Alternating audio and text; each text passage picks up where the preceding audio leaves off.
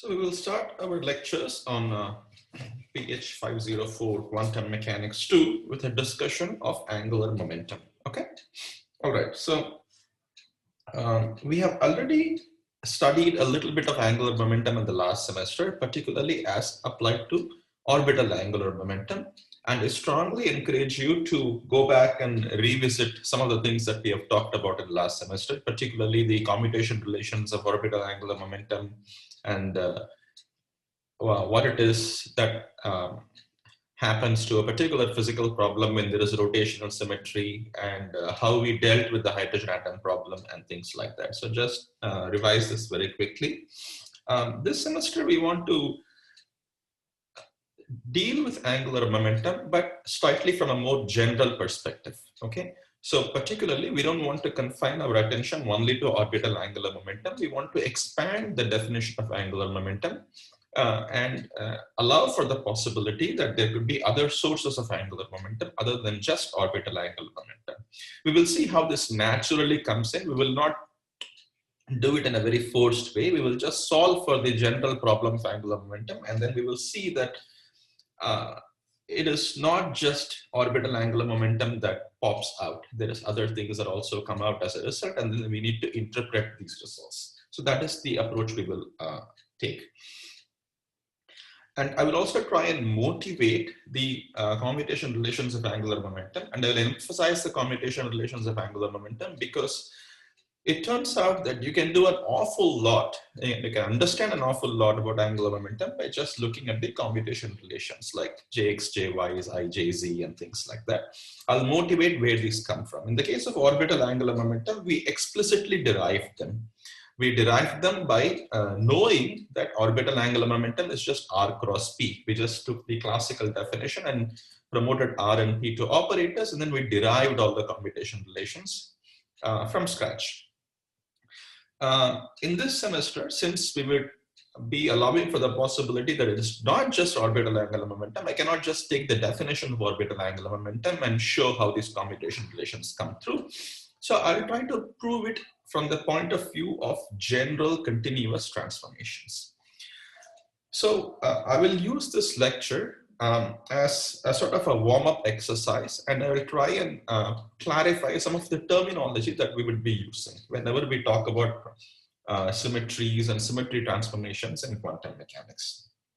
Okay, so when you do a change to a particular system, right, when you do space translation or parity or time reversal or charge conjugation or rotation or whatever it is, you affect the states in the Hilbert space of the system. Okay, so there is a physical transformation that you do, right? Usually there is a physical transformation. Okay, and this has to do with something like all the examples that I just gave you. There is a parity operation that just changes to x to minus x. There is a space translation. You just move things by an amount like a or something. There is rotation, right? These are things that you're intimately familiar with. The question is, how do these physical transformations affect the quantum mechanical system, right? So there is something called the Hilbert space, which I will denote by this rectangular box. This is the Hilbert space. Okay, of the quantum mechanical system under study. So this Hilbert's, this quantum mechanical system could be anything, but whatever it is described by vectors living in a Hilbert space. So there is vectors, okay, and then there's not just vectors, there is also operators that are pushing and pulling these vectors, right, around. Now you might be a little confused because look, these are the exact same operators in the Hilbert space that cause all these parities and space translations and rotations and so on and so forth. So what is the connection between these two, right? So the connection is what we will try to study. So what is it that when you think of a physical transformation happens in the Hilbert space? So it turns out that there's two ways of looking at it. If you do a physical transformation like a rotation, then you can think of this rotation as affecting the vectors of the Hilbert space, okay?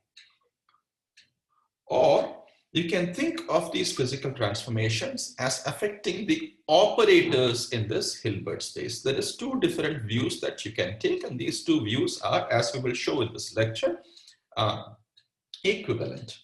So before I move on to this concept, let me try and set up the basics of what is a continuous transformation, what is a discrete transformation. So among all physical transformations that we can think of, there is two broad classes, right? The broad classes are continuous transformations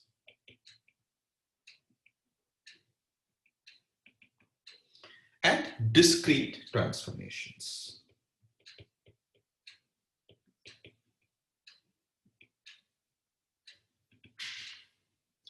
So what are continuous transformations? Continuous transformations, so let us take the example of space translation. So suppose if I want to move an object from the position 0 to the position 10 centimeters, right? I can do this movement by first moving the object from 0 to 0.00001, and then from there to 0.00002.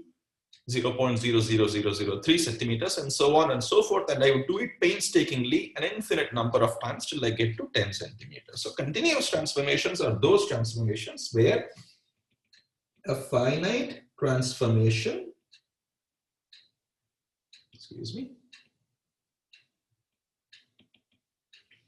can be built up from infinitely many infinitesimal, very, very small transformations. Okay, so an example would be translation or rotation. Okay, so this should be obvious. I can either rotate or space translate by very, very small pieces. On the contrary, a discrete transformation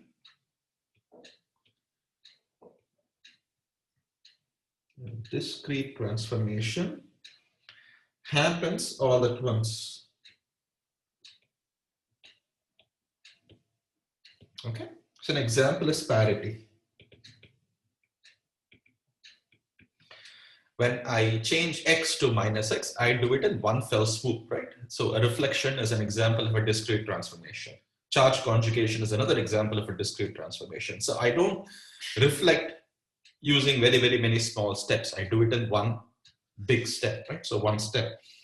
So these are two different classes of transformation, and we would be mostly concerned with continuous transformations for now. So we remember that we also studied a little bit about discrete transformations, parity particularly last semester, but now we will be dealing with continuous transformation. And before we move on to angular momentum, to set up the stage, I will use space translations as an example. Okay, a warm-up. Space translation. Okay. Again, I can move on to angular momentum straight away, but I think this would be helpful in understanding some of the notations and terminology that is involved. Okay. So what is space translation? What do you think of, what do you think when you usually think of space translation? Well, in classical mechanics, it is obvious, right? Classical mechanics that you studied last semester. What is space translation? Well, you take the position coordinate x, I'll stick with one dimension for now. And for example, if I'm thinking of a very, very small translation by an amount epsilon, I will simply add epsilon to the position coordinate. And I would leave the momentum unchanged. Okay. So epsilon is very small. So in that sense, this is an infinitesimal transformation. Okay. All right. So whenever we say there is translation invariance in the problem, translation invariance. What do you mean in classical mechanics? It simply means that whatever it is that you're doing does not affect the Hamiltonian of the system. Okay, the Hamiltonian of the system before you do the translation is the exact same thing as the Hamiltonian that you do, that you get after the translation. So a measurement of energy would not be able to tell these two situations apart. So we want to understand how these statements generalize in quantum mechanics. So in quantum mechanics, by the way, before I proceed, I should also remind you that I'm sure all of you have heard of the Noether's theorem. Noether's theorem tells you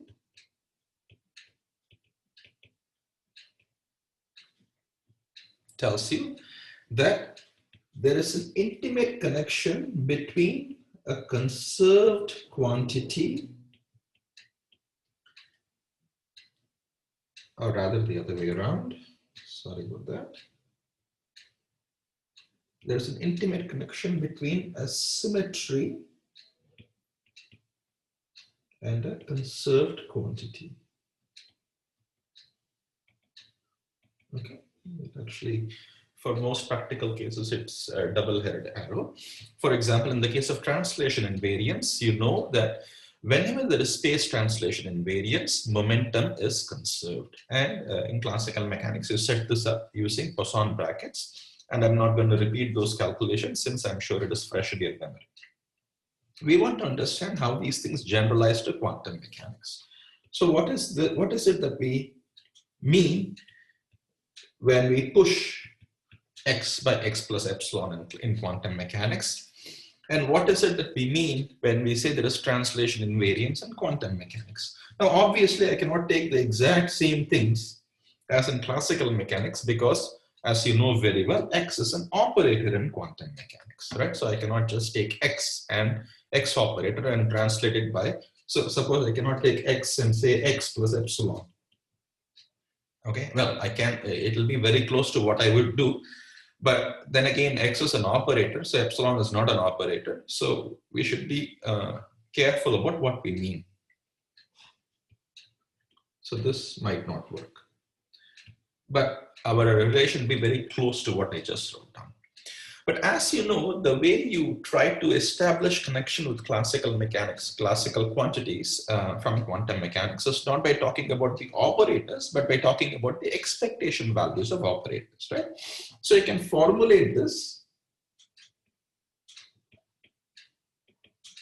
using expectation values. That is one route that we will take. What does it mean? It means that whenever I say that I translate a system, all I'm trying to say is that the expectation value of the position operator has now changed. So translation by a small amount epsilon means that the expectation value of the position operator in my Hilbert space has gone from x to x plus epsilon. Now, unlike the previous expression, this expression makes perfect sense because expectation value of x is just a number, right? I can always add something to a number. So this is what I have in mind when I say that translation by an amount epsilon has happened in a quantum mechanical system. I simply mean that once I've translated by an amount epsilon, the expectation value of the position operator in this new system is the original expectation value plus this epsilon. And I should also leave the momentum unchanged. So the momentum operator simply maps onto itself in terms of its expectation value. Okay. So this is where our two ways of looking at how this symmetry or how this operation is encoded in the Hilbert space comes into picture. So let us actually make it a little more precise. So let me take the example of some physical system in some described by some Hilbert space in which there is some set of vectors psi. Okay, the Hilbert space has a set of vectors psi, whatever these vectors are. I'll simply assume that these vectors are normalized. This is just for convenience. If they are not normalized, I will go ahead and normalize them. There is nothing wrong with them. So let me understand what do I mean by the expectation value of the position operator. This is simply equal to psi x psi. Okay. Now, first I will take the first viewpoint, by which I mean that whenever I say that there is a space translation that is encoded in the Hilbert space of the physical system, it means that I am actually changing the vectors of the physical system. Okay, whenever there is a physical transformation, I told you that it can possibly affect the Hilbert space in two different ways. It can either change the definition of your vectors or change the definition of the operators in the Hilbert space that act on these vectors. So let me take the first viewpoint and say that I have done a space translation. So which means that the vectors in my physical Hilbert space go from psi to some other psi, which I'll call as psi subscript epsilon, to tell you that this new set of vectors psi epsilon is different from the old set because they are the space translated system. Okay. So which means that this expression that I've written down here, it means that the expectation value of the x operator in the new defined with respect to the new vectors psi epsilon is equal to the expectation value of x, excuse me, with respect to the old vector psi plus a small amount epsilon. Okay, this is what I mean. This is what this particular equation means. By the way, if there is any question at any point, please stop and unmute yourselves and ask or type it in the chat window. Hello, sir. Yes. Hello, sir. Here psi is when I am taking the space translation, psi is changing to the psi z. But the thing is that psi is representing the state of the system. So, sir, why it is changing? So again, remember the first postulate of quantum mechanics. The first postulate of quantum mechanics is that every physical state is described by vectors in a Hilbert space that is particularly representative of that particular physical system, right? This is the first postulate of quantum mechanics. Yes, sir. Now, so let us think about translation or rotation. In classical mechanics, we will think of translation or rotation as, for example, pushing and pulling an object, right? Yes, sir. But in quantum mechanics, I cannot have this simple-minded picture because we don't consider, so even though the object is the central point of investigation, it is described by something very abstract. The object, the dynamics of the object is encoded in terms of a vector in a particular Hilbert space, right? So whenever I push and pull this object, it is equivalent to doing something to the vectors that is describing this physical system. Do you understand? So in quantum mechanics, the way you think of these transformations is not pushing and pulling a ball of mass m, unlike in classical mechanics, but doing something to the Hilbert space of the ball. So there is two different ways you can understand how the Hilbert space of the ball is affected. All I'm trying to tell you is that you can think of this as pushing and pulling the vectors or pushing and pulling the operators that act on the vectors. So this part might not be immediately obvious. I will come to that in a second, but at least the vector part should be obvious, right? So when you change the physical system, then quantum mechanics tells you that the physical system is described by a vector. So you're changing the vector. Okay, sir. Okay. Any other questions? No, sir. Anybody else? Okay. So by the way, I should also tell you that all of you should log in with your IIT Gandhinagar email ID. Okay. All right. Okay. So we have understood that this psi epsilon is different from psi before translation. So we want to establish how it is that they are connected. So we'll come to that in a second. Now, I should also, before for consistency's sake, we should also say that the expectation value of the momentum operator before translation would be the same as the expectation value of the momentum operator, excuse me,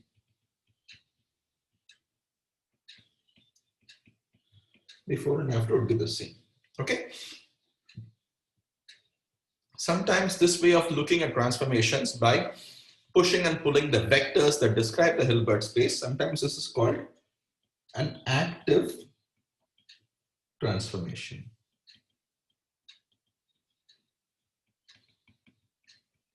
This is the active view.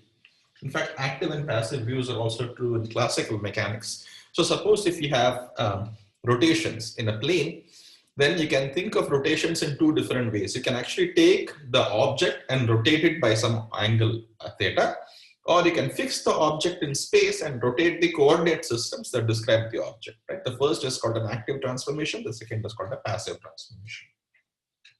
So using that terminology, this is what is called an active transformation, and actually changing the vectors that describe the physical system. Okay. So quantum mechanics tells you that whenever there is a physical transformation, then you're changing the vectors. How are you changing the vectors? So this is the crucial point that we want to understand. So how is it that psi epsilon is connected to psi? Well, particularly I'm interested in those transformations that are the symmetry of the system, and all symmetry operations in quantum mechanics are realized by either unitary or anti-unitary transformation. This is called Wigner's theorem, which we will not prove right now. But if there is a symmetry operation, then you have unitary operators. I will not take the anti-unitary example in this particular discussion because it is not relevant to us. So we describe symmetry transformations as those that are represented by unitary operators in the Hilbert space. So symmetry operations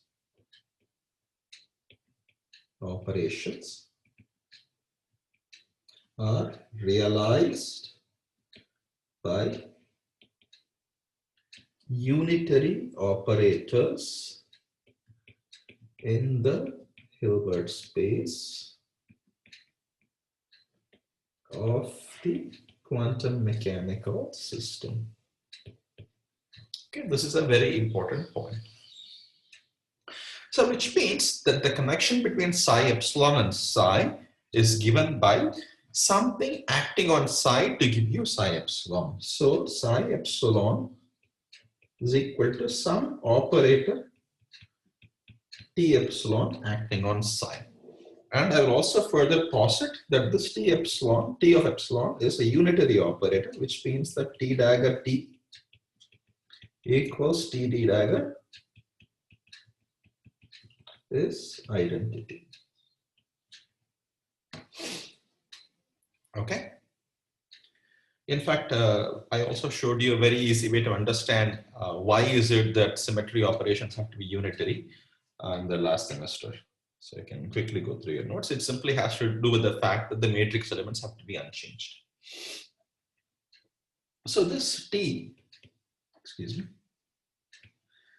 this T, I'll call the translation operator.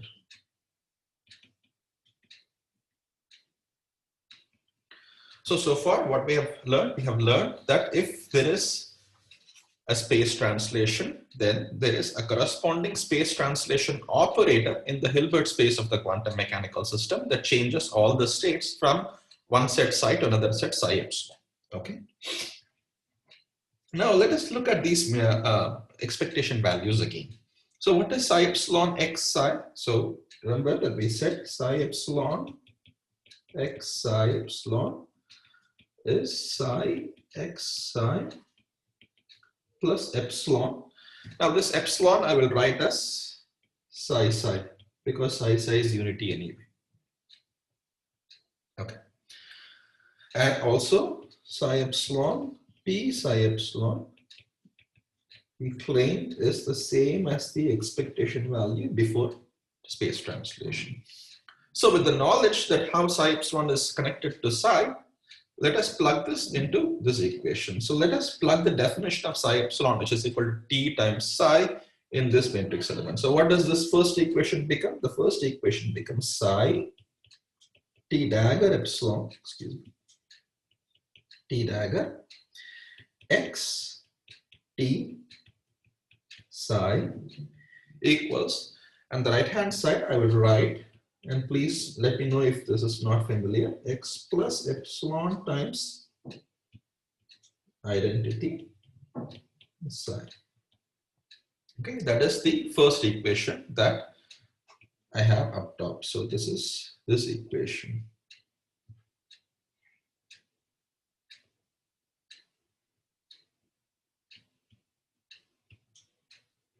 Okay.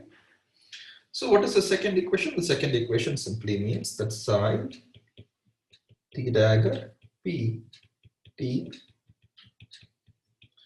is the same as psi p psi. Okay. Now here comes the second way of looking at the exact same space translation. So if you look at this set of equations as opposed to the ones that are written above it, you might as well claim that all the space translation operator does is change the definition of the operators because the states are the same. So if you look at the first set of equations, the left hand side the states are psi epsilon, the right hand sides are states psi. Okay, but the left hand side the operators are x, the right hand side operators are x, the left hand side operator is p, the right hand side operator is p.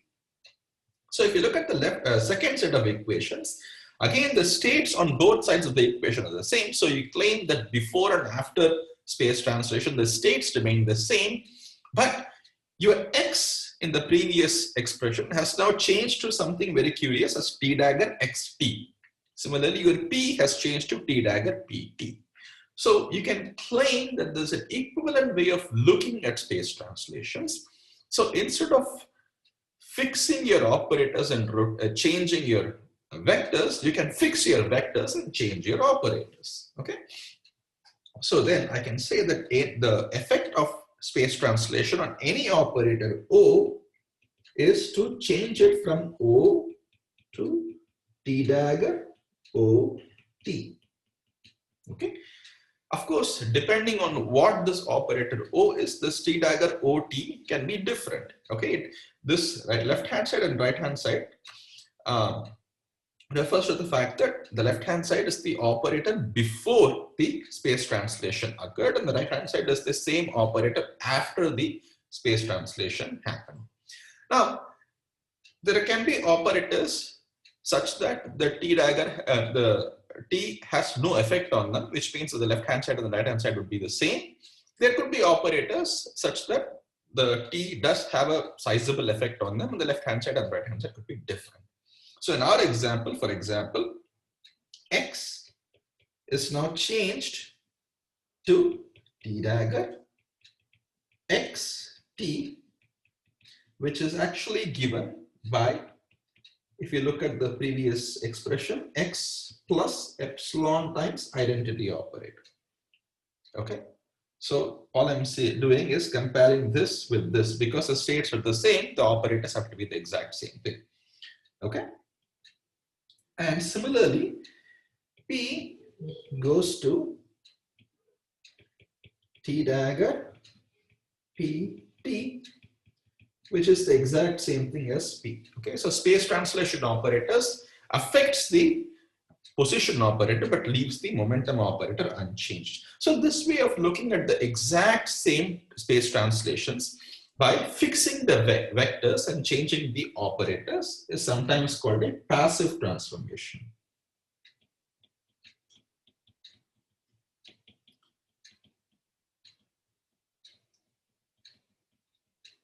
Okay. The terminology is not very important, but you should understand that there is two ways in which symmetry operations can be realized in the Hilbert space of a quantum mechanical system. The first way is an active way in which you change the vectors, keep the operators fixed. The second way is a passive way. You hold the vectors fixed and change the definition of operators. They are both completely equivalent. Okay. So let us actually move on with the active transformation idea and see how we can expand this to understand what is the form of T. So we will, the point of this, whatever I'm going to do now, is to introduce you to the idea of what are called generators. Okay, so let us move on with the active transformations.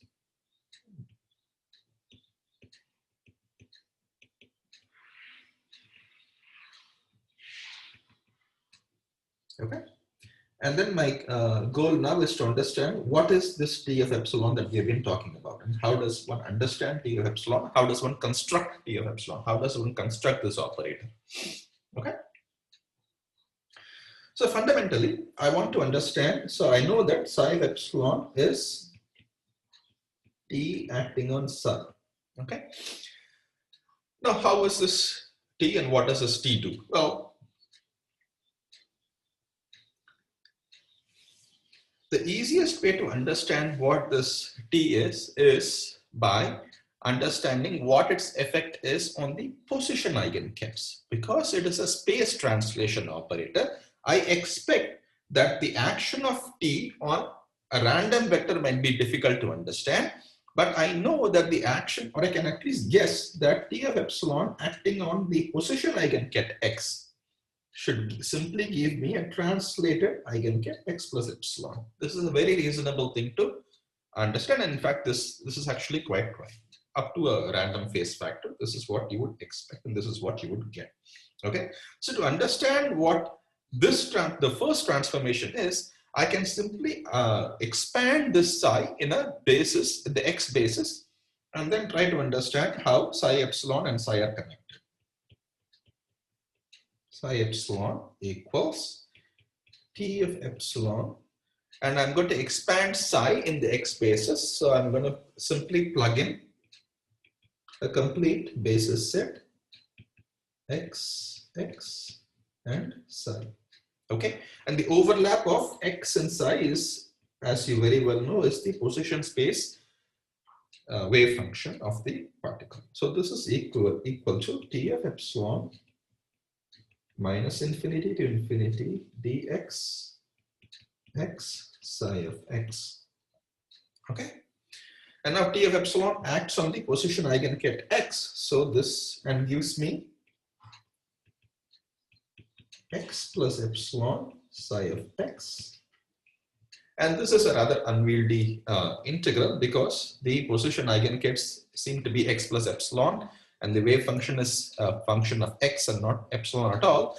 But I can easily do this integral by, I can also think of this integral by simply changing variables from X to X minus epsilon in this expression. Okay, so I can write my psi of epsilon as minus infinity to infinity. That doesn't change if I go from X to X minus epsilon. Dx also doesn't change because epsilon is just another constant. X plus epsilon simply becomes X, and psi of X becomes psi of X minus epsilon. Okay. So what is it that we have achieved? Well, we have, if we translate the position eigenkets by an amount epsilon, we have understood what happens to the corresponding wave function. Well, how do I understand that? Wave function, as you know, is simply the overlap of the state vector with X. So let me take the overlap of both sides of this equation with some X prime. So X prime psi epsilon equals minus infinity to infinity dx X prime X psi of X minus epsilon. Okay. And since the position eigenkets are completely orthonormal, this is equal to delta of X minus X prime. So the right hand side simply becomes psi of X prime minus epsilon by the definition of the Dirac delta function. So the wave function corresponding to the translated state psi epsilon of X is related to the wave function of the untranslated guy by a simple translation by an amount epsilon to the right. Okay, this is how the corresponding wave functions are translated. So what does this mean? This means that if psi of X before translation was a Gaussian, peaked at x is equal to 0, then after translation, it is a Gaussian peaked at x is equal to epsilon. That is all it means. Okay. So this is something that is not very difficult to see. But what is rather more interesting is to understand how to construct the operator. So we want to construct this operator T. Construct T of epsilon. Okay.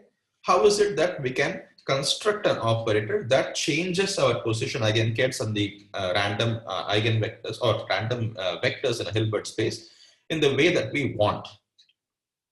So let us try to construct it from scratch by noting down only one quantity, that this operator, whatever this operator is that we want to construct, it is a unitary operator. Okay. And two, it is a continuous transformation, which means that whatever this operator is, if I put epsilon is equal to 0, it should be an identity operator. Why? Because if epsilon is equal to 0, then I'm not translating the system at all. I'm not doing anything to the translation. So whatever the form of this T of epsilon is, this form should be such that if epsilon goes to 0, then it should be just an identity operation. It should not do anything to the physical system. Well, now this itself does not give us a lot of things to go on, because I can always construct this operator as some identity plus something epsilon times an operator A1 plus epsilon squared times an operator A2 plus epsilon cubed times an operator A3, and so on and so forth, and I would actually be correct. But here I would use the fact that I will take advantage of the fact that I'm dealing with continuous transformations, and I would say that, look, I'm only dealing with very, very small translations, very, very small epsilons, so I might as well stop with the first term, because epsilon squared tends to be will be much smaller than epsilon. So to leading order, I can simply construct T of epsilon as some I times epsilon times some other operator. So since it's an operator, A also has to be an operator.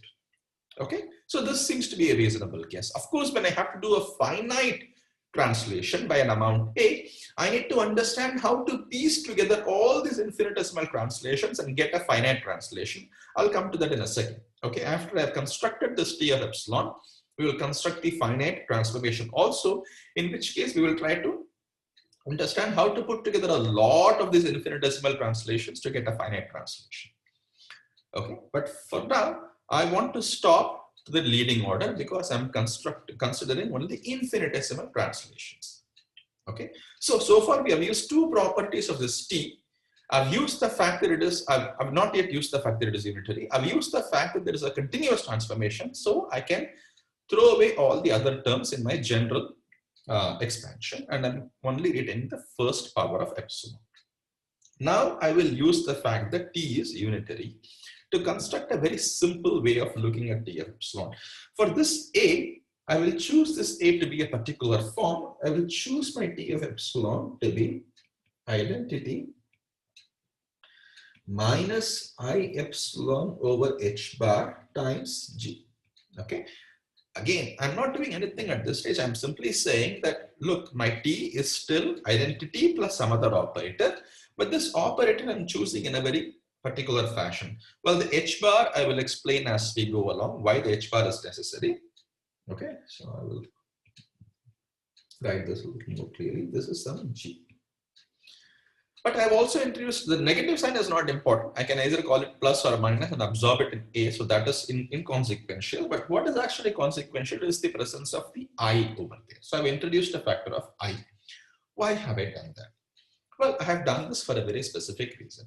I have done this because I know that the operator T is unitary. So let me impose the unitarity condition and see what this gives me about G. So what if T dagger T is 1? So let me introduce this. What is T dagger? In this case, T dagger would be I plus I epsilon over H bar times G dagger. Okay. So let's multiply T dagger and T. T dagger times T is I plus I epsilon over H bar G dagger times I minus I epsilon over h bar times g. And this has to be equal to the identity operator because I want t to be a unitary operator.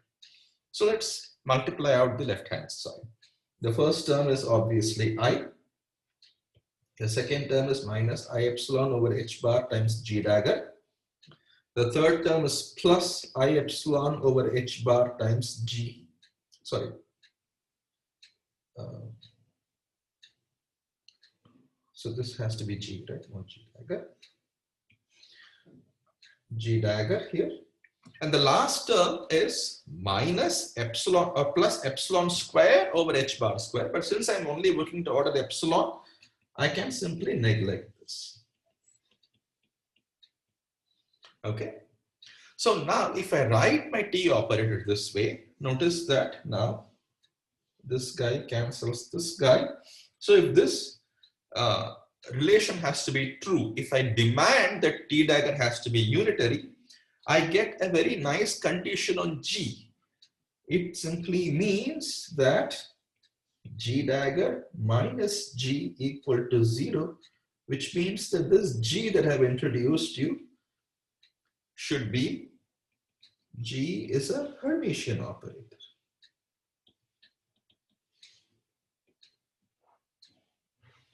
And this is very, very convenient for my purposes, which is why I put the I in. If I did not put the I in, I would not have gotten this negative sign. Okay. So why is it that we need Hermitian operators? Well, I don't have to convince you about Hermitian operators in quantum mechanics anymore after one semester. But you know that if this has to be a symmetry transformation and if this is actually observable, G better be a Hermitian operator. Okay. So what is it that we have found? Well, we are constructing this operator from scratch using some very specific assumptions. The assumptions are that it is a continuous transformation, so I can build it up bit by bit. The second is that it's not an assumption. It's the second point is that it is a unitary operator. So I can understand what the property of this leading term in the expansion. This G has to be a Hermitian operator if T has to be a unitary operator. So this G, so T of epsilon equals I minus I epsilon over h bar times G.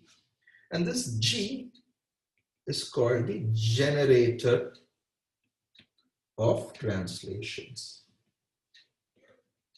Okay, this is called a generator. This word generator is very important, and I'm sure you've also seen this exact term in your classical mechanics course. Okay, now notice that everything that I've done, starting this, I could have done for anything, not just translation operator, right? So if this T, if I'm thinking of some rotation operator, which is also a continuous transformation, I can think of this rotation as some infinitesimal angle epsilon plus epsilon square, blah, blah, blah. And then I will again cancel off all the higher order terms and I will write the rotation operator T as I plus some small rotation angle times some generator A, okay?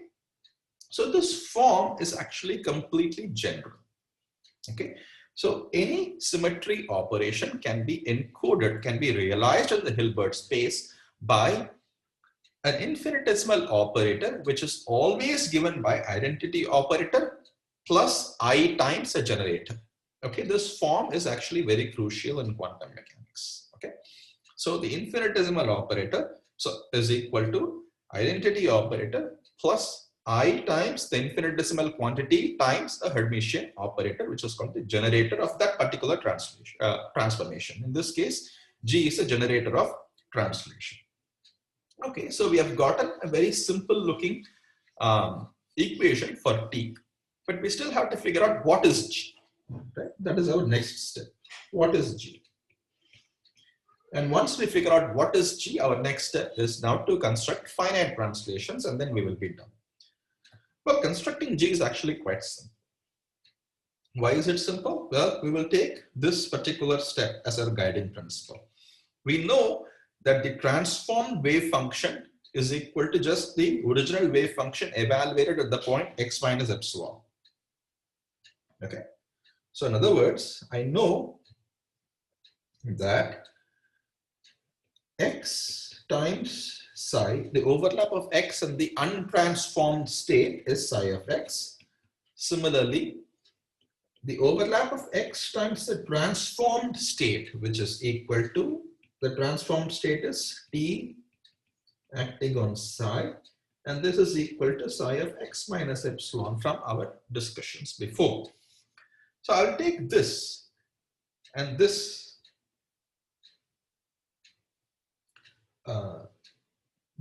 statement that psi of x minus epsilon. So I'll use this equation to figure out what is g. So let me write this more clearly here. Psi equals psi of x minus epsilon. Okay. And here I'll plug in my definition of t. So x times I minus I epsilon over h bar times g acting on psi is psi of x minus epsilon. Okay. Now what is this equal to? There's two terms on the left hand side. The first term is x psi. The second term is minus I epsilon over h bar x g psi. Okay. And I can also Taylor expand the term on the left hand side. The Taylor expansion is obviously psi of x minus epsilon d psi dx to first order. Since I'm doing everything to first order, I will stop at first order. Okay. So what is this equal to? The overlap of x and psi is precisely psi of x minus I epsilon over h bar times x g psi equals psi of x minus epsilon. Now I will write this d psi dx as the overlap of x with the vector d psi dx, because the overlap of x with a function with a vector f is the corresponding function f of x. Okay, so this d psi dx can be written as this particular form. And now we can do some simplifications. The psi of x cancels on both sides. By the way, please ask if there is any questions.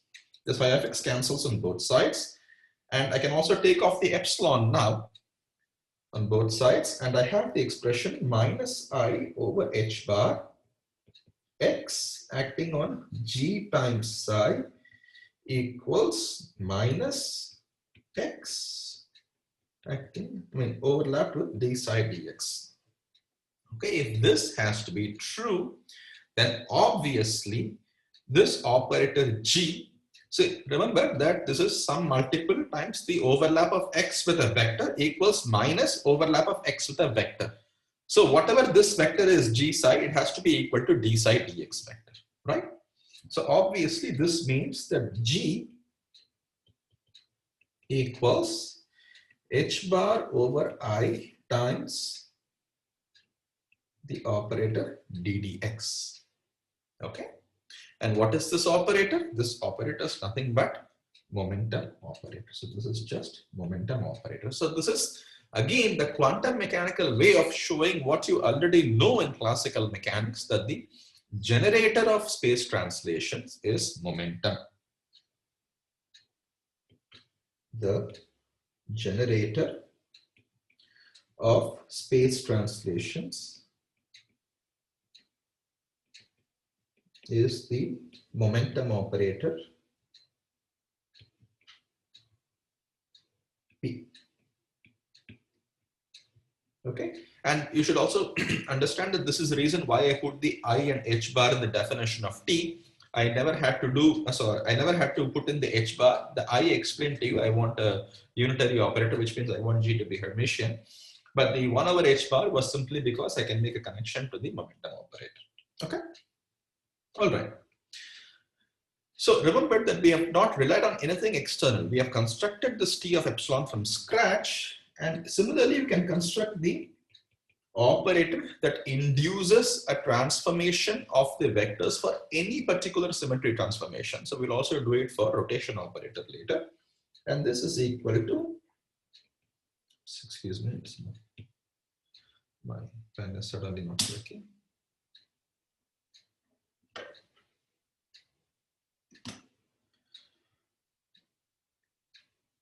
So give me 3 seconds. I don't know why the Pen certainly died on me. So meanwhile, while I'm waiting for it to charge, can you ask if there is any questions? Any questions or comments?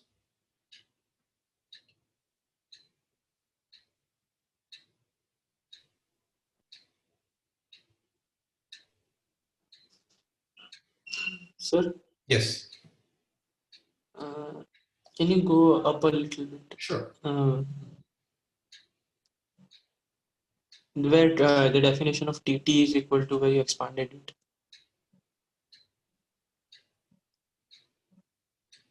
This one? No. The T is equal to I plus epsilon A.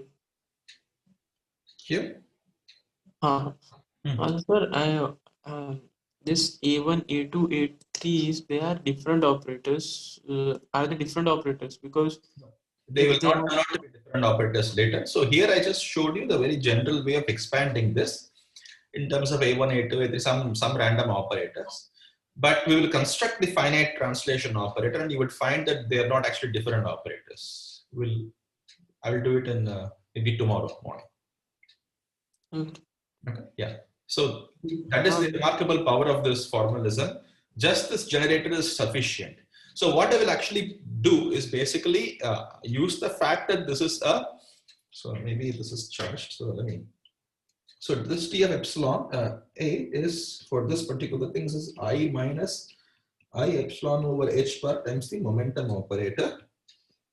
And I will simply use the fact that this is a continuous transformation by doing this infinitesimal transformation over and over and over again to generate a finite transformation. So I don't need any other new operator. With this definition, I can actually generate the finite translation. I will show you how tomorrow. Okay. So then it will imply that there can't be multiple generators of the same. Absolutely. So one particular transformation has only a very specific generator. The definition of generator is unique. That is very good. Yes.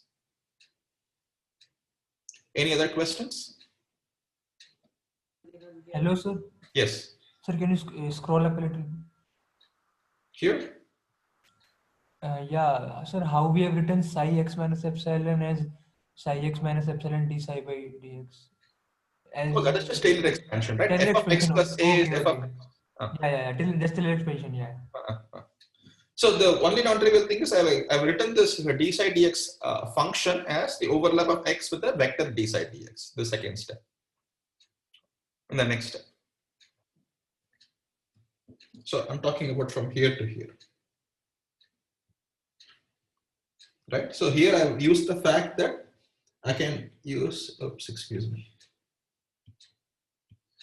I've simply used the fact that f of x is nothing but xf.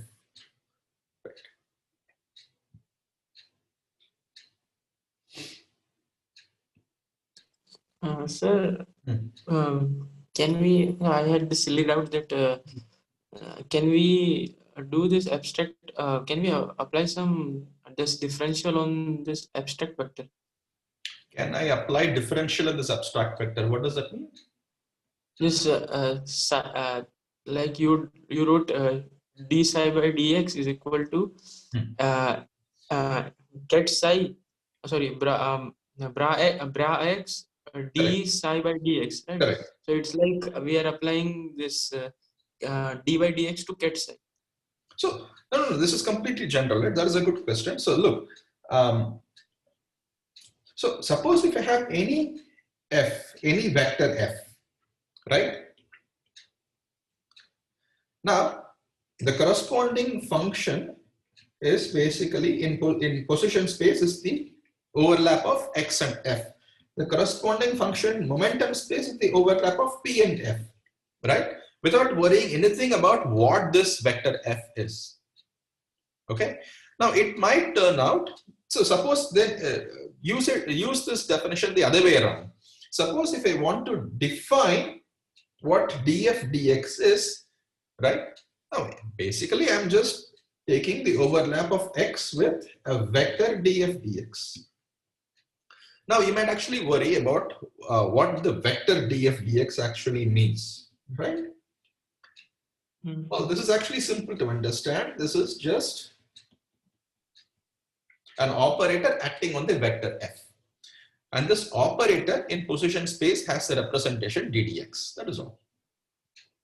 Because this operator this statement makes sense, right? An operator can act on a vector.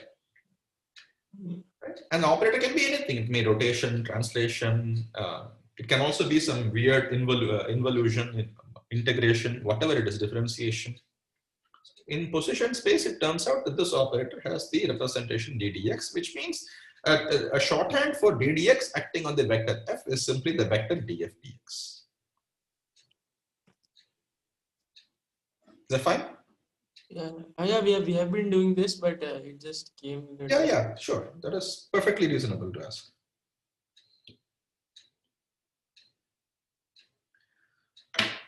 Okay, so I will stop the recording and we will stop the lectures today because we are past 8.